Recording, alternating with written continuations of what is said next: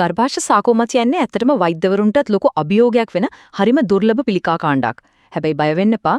අද අපි මේ ටිකක් සංකීර්ණ මාතෘකාව අරගෙන ඒකේ ගැඹුරටම ගිහින් සරලව පැහැදිලිව තේරුම් ගනිමු. හරි අපි මේ කතාවම පැහැදිලි කොටස් පහකින් බලමු.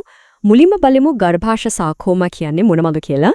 ඊට පස්සේ රෝග ලක්ෂණ, රෝග විනිශ්චය කරන විදිහ සහ ප්‍රතිකාර ගැන කතා කරලා අවසානයේට අනාගතය ගැනත් පොඩ්ඩක් බලමු. හොඳයි. එහෙනම් අපි මුලින්ම පටන් ගමු. මේ ගර්භාෂය සාකෝමා කිව්වම ඇත්තටම අදහස් වෙන්නේ මොකක්ද? මේක හරියටම තේරුම් ගන්න නම් අපි මුලින්ම හරිම මූලික ප්‍රශ්නයකට උත්තර හොයා ගන්න ඕන. ගොඩක් දෙනෙක්ට පැටලෙන දෙයක් තමයි කාසිනෝමාවක් සහ සාකෝමාවක් අතර දෙන වෙනස. ඇත්තටම මොකක්ද මේ වෙනස? හරි. මේ දෙකේ වෙනස තීරණය වෙන්නේ පිළිකාව පටන් ගන්න සෛල වර්ගය අනුව. කාසිනෝමා හැදෙන්නේ අපේ අවරව වටේ තියෙන ආවරණ සෛල වලින්. හරියට අපේ සම වගේ.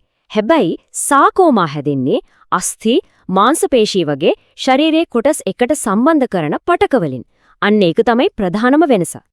ඉතින් අන්න ඒ විදිහට බැලුවම ගර්භාෂය සාකෝමා කියන්නේ හරියටම ගර්භාෂයේ මාංශපේශී එහෙම නැත්නම් ඒ ආශ්‍රිත සම්බන්ධක පටක වලින් පටන් ගන්න හරිම දුර්ලභ පිළිකා කාණ්ඩයක්. මේක කොච්චර දුර්ලභද කියනවනම් ගර්භාෂය හැදෙන මුළු පිළිකා ප්‍රමාණයෙන් 3-7 අතර වඩේ හරිම පොඩි ප්‍රමාණයක් තමයි මේ ගණයට වැටෙන්නේ. හැබැයි මෙතන පොඩි කතාවේ පෙරඩයක් තියෙනවා. ඒ තමයි කාසිනෝ සාකෝමා.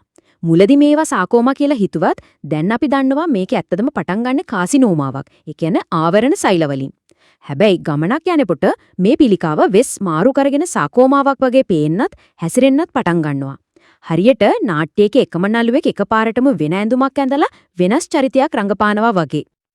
හරි. මේ පිළිකාව මොකක්ද කියලා දැන් අපිට දල අදහසක් තියෙනවා. ඉතින් ඊළඟට වැදගත්ම දේ තමයි මේක අඳුරගන්න පුළුවන් ලක්ෂණ මොනවද සහ මේකට වැදපුරම අවධානමක් තියෙන්නේ කාටද කියන එක දැනගන්න එක. බහුලවම දකින්න ලැබෙන රෝග ලක්ෂණ කීපයක් තමයි මේ අතරිනුත් අසාමාන්‍ය විදිහට එහෙම නැත්නම් ආර්තවහරණයෙන් පස්සේ සිද්ධ වෙන රුධිර වහනේ තමයි ප්‍රධානව සහ සුලභම සලකුණ වෙන්නේ. හොඳයි. එතකොට මේ ගර්භාෂා සාකෝමා ඇතිවෙන්න තියෙන සම්භාවිතාව වැඩි කරන ප්‍රධාන සාධක කිහිපයක් තියෙනවා. විශේෂයෙන්ම වයසට යන එක, මීට කලින් ශ්‍රෝණි ප්‍රදේශයට විකිරණ ප්‍රතිකාර අරගෙන තියෙන එක සහ සමහර ඖෂධ වර්ග පාවිච්චි කරන එක මේ අවදානව වැඩි කරන්න පුළුවන්. හරි. දැන් ওই වගේ රෝග ලක්ෂණයක් තිබුණොත් ડોක්ටර්ස්ලා කොහොමද මේක හරියටම ගර්භාෂ සාකෝමාවක්මයි කියලා නිශ්චිතවම තහවුරු කරගන්නේ? අපි දැන් බලමු ඒ රෝග විනිශ්චය කරන ගමන ගැන. මේ ගමන පටන් ගන්නලේ රෝගියෙක් තමන්ගේ රෝග ලක්ෂණ ගැන දැනුම් දීමත් එක්ක. ඊට පස්සේ බයොප්සි පරීක්ෂණ, ඒ කියන්නේ පොඩි පටක කෑල්ලක් අරගෙන පරීක්ෂා කරන එක. MRI හෝ CT ස්කෑන් වගේ දේවල් කරලා අවසානයේදී පිළිකාව මොන වගේද සහ කොච්චර පැතිරිලාද, ඒ කියන්නේ අවධිය මොකක්ද කියලා හරියටම තීරණය කරනවා. මේ රූපයෙන් පෙන්නේ ව්‍යාධිවේදියෙක් අන්වික්ෂයෙන් දකින දේ.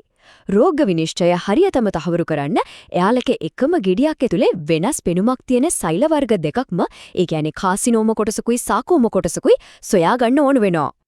ප්‍රතිකාර පටන් ගන්න කලින් පිළිකාව ගැන සම්පූර්ණ චිත්‍රයක් මවා ගන්න මේ වගේ විවිධ රූපගත කිරීමේ තාක්ෂණයෙන් පාවිච්චි කරනවා. මේවයින් ගෙඩිය කොච්චර ලොකුද, ඒ වගේම කොයිතරම් දුරට පැතිරිලා තියෙනවද කියන එක හරියටම දැනගන්න පුළුවන් වෙනවා. හරි. රෝග විනිශ්චය තහවුරු වුණාට පස්සේ සටන පටන් ගන්නවා. මෙතනදී මතක තියාගන්න ඕනේ වැදගත්ම දේ තමයි මේකට එක ප්‍රතිකාරයක් විතරක් මදි. සාමාන්‍යයෙන් ප්‍රතිකාර ක්‍රම කීපයක් එකට එකතු කරලා තමයි පාවිච්චි කරන්නේ. ප්‍රතිකාර ගොඩක් ප්‍රබලයි. ඒ කියන්නේ ශල්‍ය කර්ම, විකිරණ සහ රසායනික චිකිත්සාව වගේ විවිධ ක්‍රම එකට එකතු කරලා පිළිකාවට හැම පැත්තෙම පහර දෙනවා. හොඳම ප්‍රතිඵල ගන්න තියෙන හොඳම ක්‍රමය තමයි ඒක. ශල්‍ය කර්මයක් සැලසුම් කරන්න විදිහ තේරුම් ගන්න මේ ප්‍රස්තාරය උදව් වෙනවා. මෙතන ප්‍රධානම බෙදීම තමයි ගෙඩිය ඔපරේෂන් එකකින් සම්පූර්ණයෙන්ම අයින් කරන්න පුළුවන්ද බැරිද කියන එක. අයින් කරන්න පුළුවන් නම් ඊළඟට බලනවා ඒක තියෙන මුල් අවධියද දියුණු අවධියද කියලා.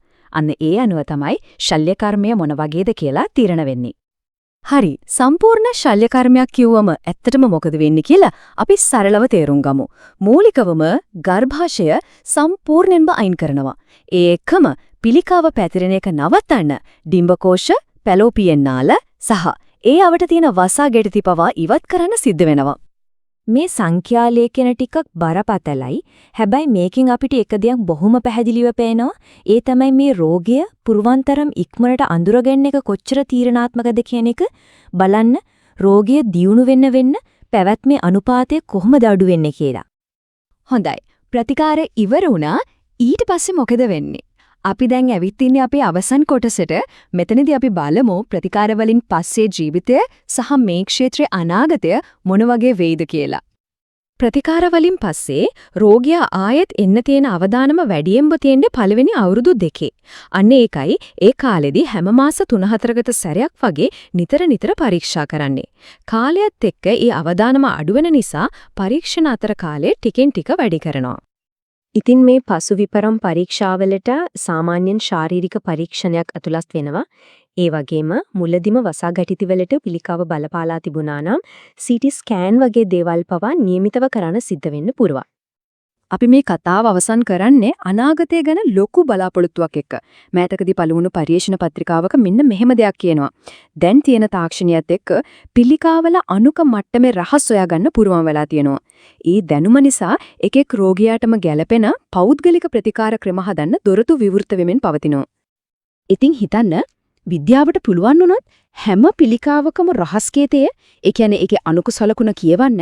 එතකොට මේ වගේ දුර්ලභ පිළිකාවකට උනත් හරියටම ඒ රෝගියාටම ගැළපෙන සම්පූර්ණයෙන්ම පෞද්ගලීකරණය කළ සුවයක් ලබා දෙන්න අපිට පුළුවන් වෙයිද? අන්න ඒ ප්‍රශ්නෙට උත්තර හොයන එක තමයි වෛද්‍ය විද්‍යාවේ මීළඟ ලොකුම අභියෝගය.